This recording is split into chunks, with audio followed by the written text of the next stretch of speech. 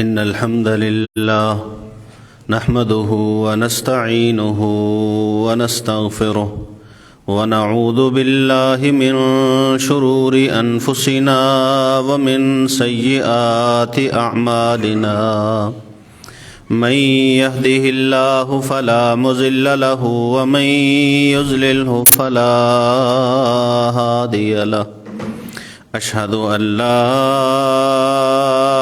إله إلا الله وحده لا شريك له وأشهد أن محمدًا عبده ورسوله يا أيها الذين آمنوا اتقوا الله حق تقاته ولا تموتن إلا وأنتم مسلمون يا أيها الناس اتقوا ربكم الذي خلقكم من نفس واحدة وخلق منها زوجها وبث منهما رجالا كثيرا ونساء واتقوا الله الذي تساءلون به والأرحام إن الله كان عليكم رقيبا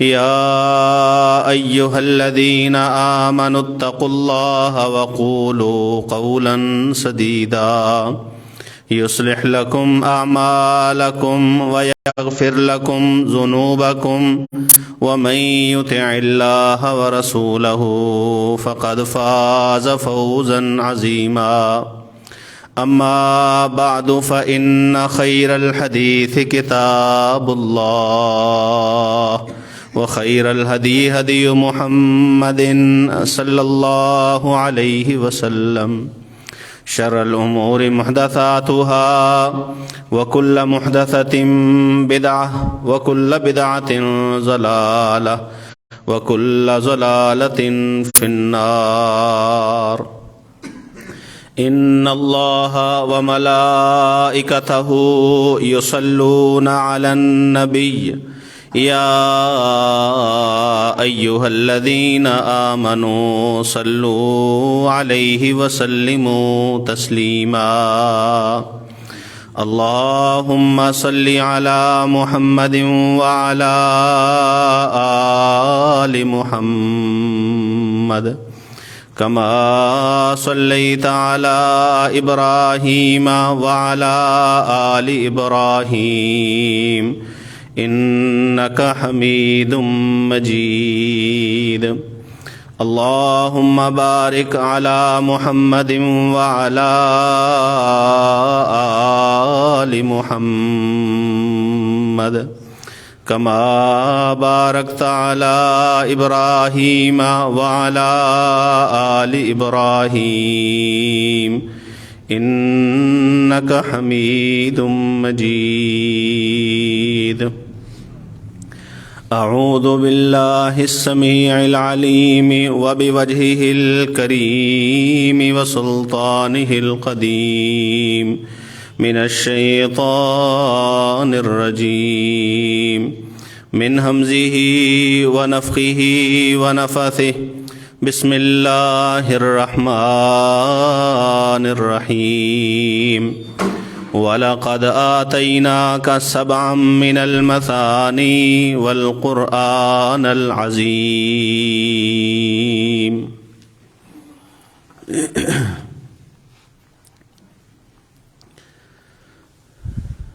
اللہ رب العزت نے رسول اللہ صلی اللہ علیہ وآلہ وسلم کی ذمہ داریوں کا ذکر فرمایا قرآن مجید میں مختلف جگہوں پہ مختلف طریقے سے۔ ذمہ داریوں میں سے ایک ذمہ داری رسول اللہ صلی اللہ علیہ وسلم کی یہ تھی کہ آپ نے خوشخبری دینی ہے، جیسے سورہ احزاب میں ہے یا ایھا النبی انا ارسلناک شاہدا و مبشرا و نذیرا، اے پیغمبر صلی اللہ علیہ وآلہ وسلم بے شک ہم نے آپ کو بھیجا ہے گواہ بنا کر، خوشخبری دینے والا بنا کر اور ڈرانے والا بنا کر۔ اور ایسے ہی رسول اللہ صلی اللہ علیہ وآلہ وسلم کی زبان سے بھی اللہ وحدہ لا شریک نے کہلوایا کہ آپ کہیے کہ بے شک میں خوشخبری دینے والا ہوں اور ڈرانے والا ہوں۔ اور یہ خوشخبری اللہ وحدہ لا شریک نے رسول اللہ صلی اللہ علیہ وسلم کی زبان سے صرف ایک ہی نہیں دی، یا کسی ایک کام کے لیے خوشخبری نہیں ہے، بلکہ قرآن مجید میں متعدد مقامات پر اللہ وحدہ لا شریک نے رسول اللہ صلی اللہ علیہ وسلم کو مخاطب کر کے فرمایا کہ آپ یہ خوشخبری دیجئے، یہ خوشخبری دیجئے۔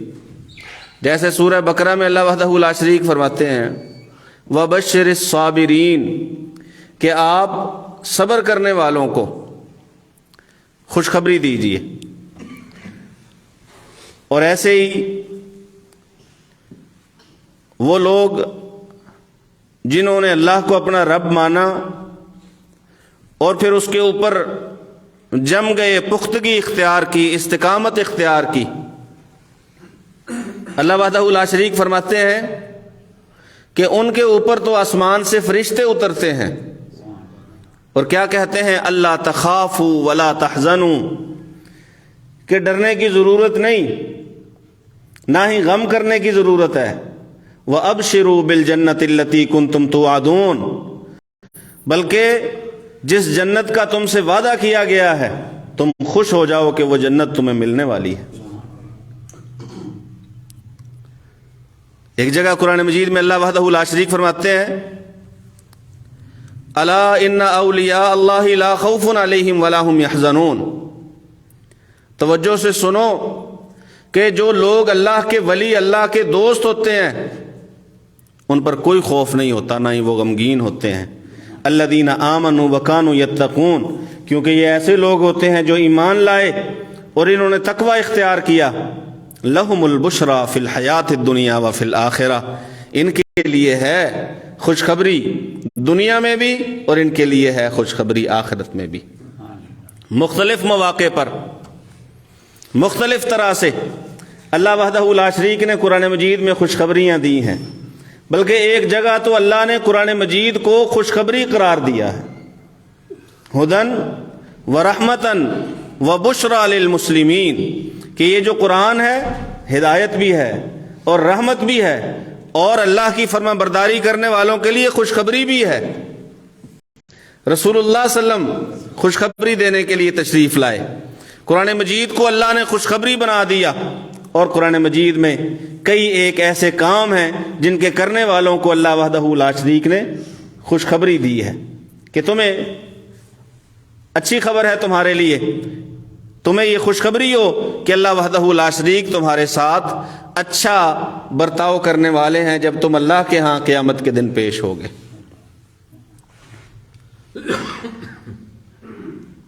رسول اللہ صلی اللہ علیہ وآلہ وسلم پر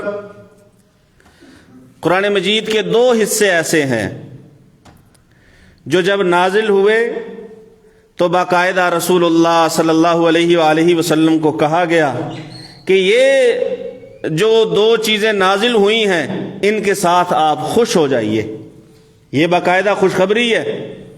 وہ دو حصے کون سے ہیں؟ صحیح مسلم کی حدیث ہے، حضرت عبداللہ بن عباس رضی اللہ تعالیٰ عنہ فرماتے ہیں کہ رسول اللہ صلی اللہ علیہ وآلہ وسلم کے پاس جبریل علیہ السلام بیٹھے ہوئے تھے۔ جناب جبریل علیہ السلام رسول اللہ صلی اللہ علیہ وسلم کے پاس تشریف فرما تھے، اور ظاہر ہے جب عبداللہ بن عباس رضی اللہ تعالیٰ عنہ روایت کر رہے ہیں تو وہ بھی وہیں پر پاس ہی تشریف فرما تھے۔ صحابہ، جبریل علیہ السلام اور رسول اللہ صلی اللہ علیہ وآلہ وسلم سب اکٹھے بیٹھے ہیں۔ اچانک آسمان سے آواز آئی، آواز سنائی دی۔ جبریل علیہ السلام نے فرمایا اللہ کے پیغمبر صلی اللہ علیہ وآلہ وسلم آج آسمان کا وہ دروازہ کھلا ہے جو اس سے پہلے کبھی نہیں کھلا تھا۔ آسمان کا دروازہ اس سے پہلے کبھی نہیں کھولا گیا، اور فرشتہ آیا ہے ایسی چیزیں لے کر ابشر بنورین، دو نور ہیں، دو نور، دو مقامات قرآنیہ کو دو نور کہا گیا کہ دو نور ہیں، ان کے ساتھ آپ خوش ہو جائیے۔ فرشتہ وہ دو نور لے کے آ رہا ہے، آپ سے پہلے کسی کو بھی یہ نور عطا نہیں کیے گئے، یا آپ سے پہلے کسی کو بھی ان جیسی چیز، ان جیسا نور عطا نہیں کیا گیا، کسی کو بھی نہیں ملا۔ دروازہ وہ کھلا جو کبھی نہیں کھولا گیا، چیز وہ دی جا رہی ہے جو آپ سے پہلے، ویسے تو رسول اللہ صلی اللہ علیہ وسلم کی کتنی ہی خصوصیات ہیں۔ آپ صلی اللہ علیہ وسلم نے فرمایا کہ مجھے وہ چیزیں دی گئی ہیں جو مجھ سے پہلے کسی بھی نبی کو نہیں دی گئی۔ ایک حدیث میں تو چند ایک چیزوں کا اکٹھا تذکرہ ہے۔ رسول اللہ صلی اللہ علیہ وسلم نے فرمایا کہ پہلی بات کہ مجھے پوری انسانیت کے لیے بھیجا گیا ہے، باقی رسولوں کو اپنے اپنے وقت کے لیے، اپنے اپنے دور کے لیے، اپنی اپنی قوم کے لیے بھیجا جاتا، اور اللہ وحدہ لا شریک نے مجھے بھیجا۔ اللہ نے قرآن میں بھی فرمایا ہے سورہ سبا میں، وما ارسلناک الا کافۃ للناس بشیرا ونذیرا، کہ ہم نے آپ کو پوری انسانیت کے لیے مبعوث فرمایا۔ یہ نبوت ہے۔ اور رسول اللہ صلی اللہ علیہ وسلم نے فرمایا کہ اللہ نے میری مدد کی ہے کہ میں ابھی 1 مہینے کا میرا اور دشمن کا سفر ہوتا ہے، دشمن پہ اللہ میرا رعب طاری کر دیتا ہے، نصرت بالرعب مسیرۃ شہر۔ اور رسول اللہ صلی اللہ علیہ وسلم نے فرمایا کہ یہ بھی مجھے ہی عطا کیا گیا ہے کہ اللہ رب العزت نے ساری زمین کو میرے لیے پاکیزگی کا سبب اور مسجد بنا دیا ہے۔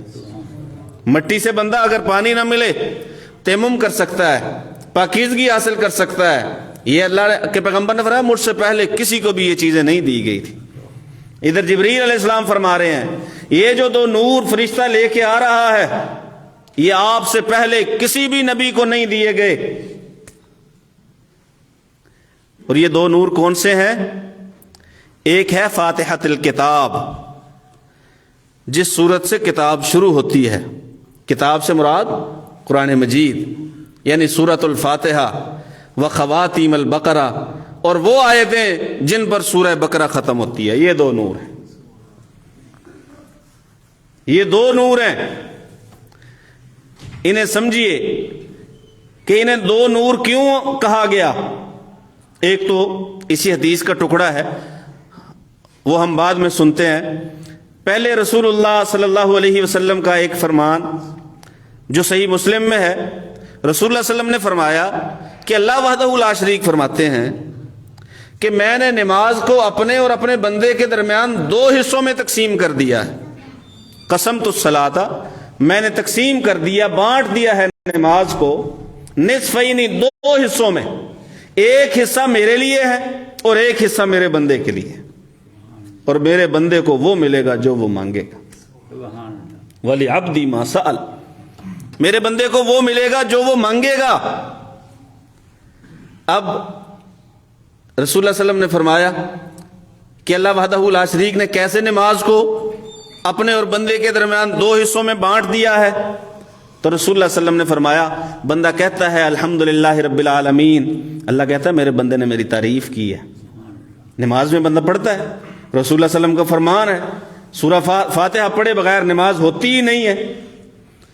نماز میں بندہ پڑھ رہا ہے الحمدللہ رب العالمین، اللہ کہتا ہے میرے بندے نے میری تعریف کی۔ الرحمن الرحیم، اللہ فرماتے ہیں میرے بندے نے میری ثنا بیان کی۔ مالک یوم الدین، اللہ کہتا ہے بندے نے میری بزرگی بیان کی۔ ایاک نعبد و ایاک نستعین، اللہ وحدہ لا شریک فرماتے ہیں یہ حصہ نماز کا میرے اور میرے بندے کے درمیان ہے۔ اور ساتھ ہی رسول اللہ صلی اللہ علیہ وسلم نے فرمایا، اللہ تعالیٰ فرماتے ہیں یہ میرے بندے نے میری تعریف بھی کی، میری ثنا بھی بیان کی، میری بزرگی بھی بیان کی، اور میرا اور اپنا تعلق بھی بتا دیا کہ عابد و معبود کا تعلق ہے، محتاج و غنی کا تعلق ہے آپس میں، یہ بھی کہہ دیا۔ اب یہ جملے ایسے زبردست ہیں، وَلِعَبْدِي مَا سَأَلَ، اب میرا بندہ جو آگے مانگتا ہے نا میں اسے عطا کروں گا۔ یہ سورہ فاتحہ ایک دعا ہے، لیکن جو اللہ کی تعریف ہے وہ اگر کسی بھی دعا کے شروع میں نہ ہو دعا قبول نہیں ہوتی۔ رسول اللہ صلی اللہ علیہ وسلم پر درود ہے، اس سے اگر دعا خالی ہے دعا قبول نہیں ہوتی۔ فرمایا ہے رسول اللہ صلی اللہ علیہ وسلم نے کہ دعا جو ہے بندے کی وہ درمیان میں لٹکی رہتی ہے جب تک مجھ پہ درود نہ پڑے، اور جب تک اللہ کی تعریف نہ کرے اس وقت تک بھی دعا قبول نہیں ہوتی۔ اس نے تعریف کر دی، گویا تعریف کا حق ادا کر دیا۔ اللہ وحدہ لا شریک فرماتے ہیں اب جو مانگے گا وہ میں اسے دوں گا، وَلِعَبْدِ مَا سَأَلَ۔ بندہ کیا مانگتا ہے؟ صراط مستقیم مانگتا ہے۔ بندہ مانگتا ہے ان لوگوں کا راستہ جن پہ اللہ نے انعام کیا، اللہ کے نبیوں کا راستہ، شہیدوں کا راستہ، اللہ کے ولیوں کا راستہ، اللہ کے مقرب اور محبوب بندوں کا راستہ۔ اور بندہ پناہ مانگتا ہے اس راستے سے جو راستہ ان لوگوں کا ہے جن سے اللہ ناراض ہوا، جو راستہ ان لوگوں کا ہے جن پر اللہ نے لعنت فرمائی، جو راستہ ان لوگوں کا ہے جو اس راستے پہ چلتے چلتے گمراہ ہوئے، اللہ سے دور چلے گئے۔ ثنا اور تعریف بھی بڑی جامع مختصر چھوٹی سی، اور دعا بھی بڑی مختصر لیکن جامع، کہ یہی دعا ہدایت جو ہے اس پر نجات منحصر ہے۔ نجات ہدایت ہوگی تو نجات ہوگی، ہدایت نہیں ہے تو نجات نہیں ہے۔ فماذا بعد الحق الا الضلال، ہدایت سے بندہ جائے گا تو کدھر؟ گمراہی میں جائے گا، درمیان والا کوئی راستہ نہیں۔ ہدایت سے ہٹا، حق سے ہٹا، سیدھے راستے سے ہٹا، صراط مستقیم سے ہٹا، سیدھا گیا گمراہی میں۔ اور گمراہ بندے کے لیے نجات ایسا جو اللہ کے راستے سے گمراہ ہو، جو رسولوں کے طریقے سے گمراہ ہو، جو قرآن سے گمراہ ہو، جو رسول اللہ علیہ وسلم کے فرامین سے گمراہ ہو، ایسا بندہ اس کی نجات مشکل ہے۔ گمراہی ہے تو نجات نہیں، نجات ہدایت پر ہے۔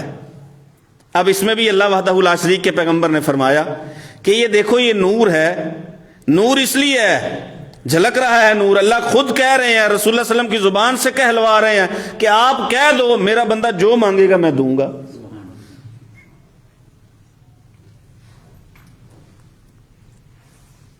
اور دوسرا نور وہ سورہ بقرہ کی آخری 2 آیتیں جن کے بارے میں رسول اللہ صلی اللہ علیہ وسلم نے فرمایا کہ جس نے ان 2 آیتوں کو پڑھ لیا رات کو، یہ 2 آیتیں اس کے لیے کافی ہیں، اتنا ہی ذکر کافی ہے۔ ان میں بھی دعائیں ہیں۔ سب سے پہلے تو اظہار ایمان ہے، آمن الرسول بما انزل الیہ من ربہ والمؤمنون، کہ رسول بھی اللہ کے اتارے گئے پر ایمان لاتا ہے، اور ایمان والے بھی اللہ کے اتاری گئی چیز پر ایمان لاتے ہیں۔ ہر کوئی ایمان لاتا ہے اللہ پر، اللہ کے فرشتوں پر، اللہ کی کتابوں پر، اللہ کے رسولوں پر، اور ایمان والے کہتے ہیں لا نفرق بین احد من رسولہ، ہم اللہ کے رسولوں کے درمیان کسی قسم کا کوئی فرق نہیں کرتے۔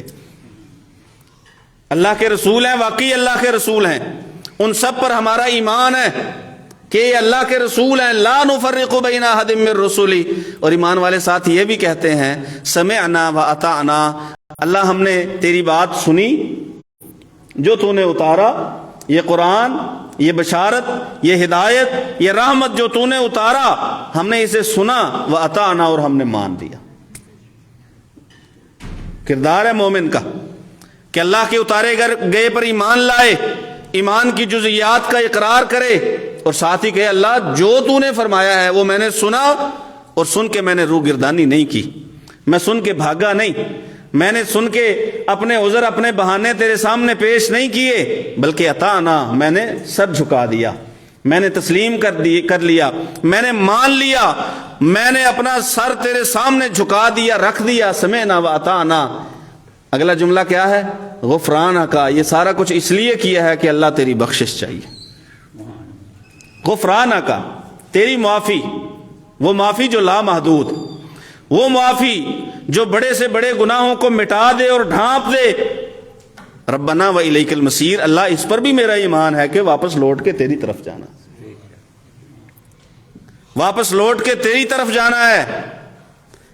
اگلے الفاظ پہ آپ توجہ کریں، ربنا لا تؤاخذنا ان نسینا او اخطأنا، اے ہمارے رب اگر ہم سے کہیں پہ بھول ہو جائے یا چوک ہو جائے، ہمارا مواخذہ نہ کرنا، ہمارا مواخذہ نہ کرنا۔ اللہ ہم بھول جائیں، بھول کے غلطی ہو جائے، انسان ہے بھولتا ہے، انسان ہے اس سے غلطی ہو جاتی ہے، اگر انہی چیزوں پہ اللہ پکڑنے لگتا تو کسی کا بھی بچنا مشکل ہو جاتا۔ اس لیے دعا ہے اللہ بھول چوک معاف کر دے، اور رسول اللہ صلی اللہ علیہ وسلم نے فرمایا کہ اللہ وحدہ لا شریک نے معاف کر دیا، بلکہ رسول اللہ صلی اللہ علیہ وسلم کے الفاظ ہیں کہ 3 کام ایسے ہیں جن کے بارے میں اللہ نے میری امت سے قلم اٹھا لیا ہے، لکھے ہی نہیں جاتے، لکھ کے معاف ہونا مٹنا ایک بات ہے، اور ایک بات ہے وہ چیزیں لکھی نہ جائیں۔ رفع عن امتی، میری امت سے ان چیزوں کے بارے میں قلم کو اٹھا لیا گیا ہے۔ 3 چیزیں ہیں، ایک تو کوئی چیز اگر وہ بھول کے کریں یا غلطی سے کریں، دوسری وہ مستکرہوا علیہ، اور وہ کام وہ جس پر انہیں مجبور کیا جائے، اللہ کی نافرمانی کا کام بھول کے ہو گیا، یا اللہ کی نافرمانی کا کام غلطی سے ہو گیا، یا اللہ کی نافرمانی کا کام اس سے زبردستی کروایا گیا، وَمَسْتُكْرِهُ عَلَيْهِ، جس پر انہیں مجبور کیا گیا کہ یہ کام کرو، اگر وہ مجبوری میں وہ کام کرتا ہے تو اللہ وحدہ لا شریک ان کے ان گناہوں کو لکھتے نہیں لکھتے، اللہ نے قلم اٹھا لیا ہے۔ یہ دعا نور اس لیے ہے کہ جو مانگا ہے وہ مل رہا ہے۔ ربنا لا تؤاخذنا ان نسینا واخطأنا ربنا ولا تحمل علینا اصرا کما حملتہ علی الذین من قبلنا، اللہ ہمارے اوپر وہ بوجھ بھی نہ ڈال جو تو نے ہم سے پہلے لوگوں پہ ڈالے، وہ بوجھ نہ ڈال جو ہم سے پہلے لوگوں پہ ڈالے گئے، جن مشکلات میں، جن آزمائشوں میں انہیں مبتلا کیا گیا، یا وہ عذاب جو ان کے اوپر آئے، اللہ ہمیں ان چیزوں سے بچا کے رکھنا۔ اور رسول اللہ صلی اللہ علیہ وسلم کی تو اپنی امت کے لیے دعا بھی ہے، دعا ہے اللہ میری ساری امت کو کبھی بھی کسی عذاب سے ہلاک نہ کرنا، یہ دعا ہے۔ پچھلی امتیں گناہ کرتی، ایک غلطی ہوتی، اس غلطی پہ عذاب آتا۔ اللہ نے کئی قوموں کا تذکرہ قرآن مجید میں کیا، ان کی ایک ایک غلطی کا تذکرہ کیا، ایک ایک غلطی کا تذکرہ کیا، اور عذاب سے ان کے تباہ ہونے کا ذکر فرمایا۔ اگر دیکھا جائے نا تو ہمارے اندر وہ ساری غلطیاں اجتماعی طور پہ موجود ہیں، ساری کی ساری اکٹھی، جنہیں ایک ایک کی وجہ سے ان پہ عذاب آتے رہے، ہم میں سب موجود ہیں، لیکن اللہ وحدہ لا شریک ہم پہ عذاب نہیں بھیجتا۔ یہ رسول اللہ صلی اللہ علیہ وسلم کی دعا ہے، یہ اللہ کی رحمت ہے۔ وَلَا تُحَمِّلْنَا مَا لَا طَاقَةَ لَنَا بِهِ، اللہ ہم سے وہ بوجھ بھی نہ اٹھوا جسے اٹھانے کی ہم میں طاقت نہیں ہے، وہ بھی نہیں اٹھوا۔ رسول اللہ صلی اللہ علیہ وسلم نے فرمایا ہے کہ اللہ وحدہ لا شریک کسی بھی جان کو اس کی استطاعت سے زیادہ تکلیف نہیں دیتا۔ اسی آیت میں لا یکلف اللہ نفسا الا وسعها، کسی جان کو اس کی طاقت سے زیادہ بوجھ نہیں ہے۔ جیسے نماز کے بارے میں فرامین ہے، نماز میں قیام فرض ہے، لیکن اگر کوئی بندہ کھڑا نہیں ہو سکتا، کیا اسے مجبور کیا جاتا ہے کہ آپ نے کھڑا ہونا ہے؟ اس میں طاقت نہیں ہے کھڑا ہونے کی، قیام فرض ہے، کھڑا ہونے کی طاقت نہیں ہے، کیا اسے کہا گیا کہ آپ بیٹھ کے پڑھ لو، آپ کا بیٹھنا آپ کا قیام شمار کیا جائے گا۔ وَلَا تُحَمِّلْنَا مَا لَا طَاقَةَ لَنَا بِهِ، آپ میں طاقت نہیں ہے تو جس طرح آپ کر سکتے ہو، عبادت جس طرح کر سکتے ہو، نماز جس طرح پڑھ سکتے ہو، فرض جس طرح ادا کر سکتے ہو، اللہ وحدہ لا شریک ویسے ہی آپ کی مان لے گا، تسلیم کر لے گا، قبول کر لے گا عمل۔ اور آگے دعائیں ہیں، واعف عنا، اللہ ہم سے درگزر فرما، واغفر لنا، ہمارے گناہوں کو معاف فرما، ورحمنا، اللہ ہمارے اوپر رحم فرما، انت مولانا، تو ہی ہمارا کارساز ہے۔ اس لیے تجھ سے مانگا جا رہا ہے، جو کارساز ہے، جو کام بنانے والا ہے، جو بگڑیاں بنا سکتا ہے، جو حالات کو بدل سکتا ہے، پھیر سکتا ہے، وہی تو ہے۔ انت مولانا فانصرنا علی القوم الکافرین، ہماری کافروں کے خلاف مدد بھی فرما، کافروں کے خلاف بھی اور کفر کے خلاف بھی۔ حضرت معاذ بن جبل رضی اللہ تعالیٰ عنہ، وہ اپنی قوم کے امام تھے، وہ جب ان آیتوں کو پڑھا کرتے تھے تو کہا کرتے تھے آمین، آیتوں کو ختم کرتے نماز میں اور کیا کہا کرتے؟ آمین، کہ اللہ قبول فرمائے، ایسی دعا ہے۔ جبریل علیہ السلام فرماتے ہیں اللہ کے پیغمبر صلی اللہ علیہ وسلم 2 نور ہیں، آپ کو خوشی کرنی چاہیے کہ وہ آپ کو دیے جا رہے ہیں، اس سے پہلے کسی کو نہیں دیے گئے، ایک سورۃ الفاتحہ اور ایک سورہ بقرہ کی آخری آیتیں۔ اور ساتھ ہی فرماتے ہیں کہ کوئی بھی ان آیتوں کو پڑھے، ان کی تلاوت کرے تو جو ان میں اس نے مانگا ہے نا اللہ اسے وہ عطا فرما دیتے ہیں، الا اعطیتہ۔ اگر کوئی پڑھے ان آیتوں کو، اس لیے نور کہا نا، نور تو جھلک رہا ہے کہ جو بھی بندہ مانگ رہا ہے وہ اللہ عطا کر رہا ہے۔ جبریل نے کہا اللہ کے پیغمبر صلی اللہ علیہ وسلم جو پڑھے گا ان آیتوں کو، ان 2 نوروں کو تلاوت کرے گا، جو ان میں ہے نا اللہ وحدہ لا شریک، جو وہ مانگتا ہے، جو ان میں موجود ہے مانگی ہوئی چیزیں، دعا، اللہ وحدہ لا شریک اسے وہ چیزیں عطا فرماتے ہیں۔ یہ 2 چیزیں انہیں اپنے عمل کا حصہ بھی بنانا چاہیے، وظیفہ کا حصہ بھی بنانا چاہیے۔ بلکہ ایک حدیث میں تو یہ موجود ہے کہ اللہ کے پیغمبر صلی اللہ علیہ وآلہ وسلم جب سدرۃ المنتہا کے پاس تھے معراج کے وقت، معراج کے موقع پہ، تو رسول اللہ صلی اللہ علیہ وسلم کو 3 چیزیں عطا فرمائی گئیں، ایک 5 نمازیں، دوسری سورہ بقرہ کی آخری یہ 2 آیتیں، اور تیسری جتنے بھی توحید والے ہیں ان کی بخشش۔ یہ 3 چیزیں اللہ وحدہ لا شریک نے رسول اللہ صلی اللہ علیہ وسلم کو معراج پہ عطا فرمائی، اور آپ سے پہلے کسی کو ایسی چیزیں، ایسی دعا، ایسا نور جو ہے، ایسا ذکر، ایسا وظیفہ وہ عطا نہیں کیا گیا۔ اللہ سے دعا ہے اللہ سن سمجھ کر عمل کی توفیق نصیب فرمائے۔ وما علیہ